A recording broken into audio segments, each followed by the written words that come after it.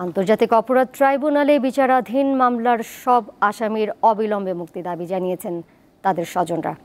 সকালে এক মানববন্ধনে তারা দাবি করেন, রাজনৈতিক কারণে এসব মামলা হয়েছে। 1971 সালে মুক্তিযুদ্ধের সময় মানবতা বিরোধী অপরাধে জড়িতদের বিচার করতে এই ট্রাইব্যুনাল চালু করেছিল আওয়ামী লীগ সরকার।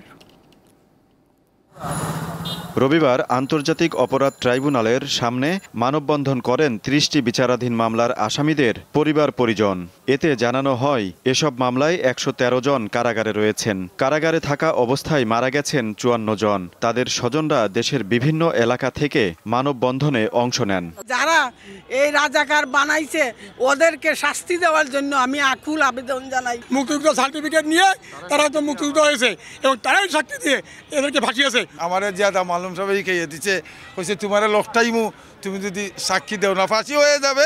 তারা দাবি করেন, ভিন্ন রাজনৈতিক মতাদর্শের কারণে অনেককে আসামি করা হয়েছে। কিছু ক্ষেত্রে উদ্দেশ্য ছিল জায়গা জমি দখল। 5 লক্ষ টাকা দাবি করে যে তদন্ত করে তার নাম বাদ দেবে। আমরা 1.5 লক্ষ টাকা দেই, ধরে লুটপাট করে দিয়েছে। তারা টাকার দাবি করেছিল, আমরা টাকা দিতে পারিনি দেখে আমাদের কোনো ব্যবস্থা হয়নি। মুক্তিযোদ্ধা কমান্ডার উনি অনেক টাকা পয়সা চাইছিল, আমরা দেই নাই। পরে ওই ইয়েতে মিথ্যা মামলায় ওনারা জড়াই দেওয়া হয়েছে। জবরদখল করে বাড়ির বহু কিছু নষ্ট করেছে। আমাদের জমি জায়গা, অনেক জমি জায়গা লাস্টে জোরপূর্বক তাদের কাছে বিক্রি করা লেগেছে। ট্রাইব্যুনালে কর্মরত আইনজীবীরা জানান, প্রসিকিউশন টিমের সবাই পদত্যাগ করেছেন। রয়েছে বিচারক সংকট।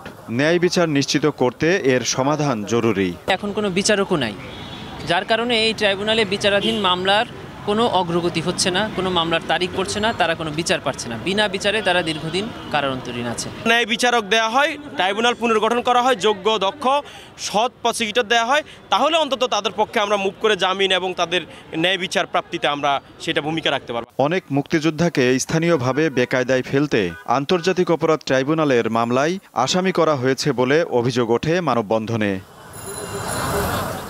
আজিজুল ইসলাম, দীপ্ত সংবাদ, ঢাকা।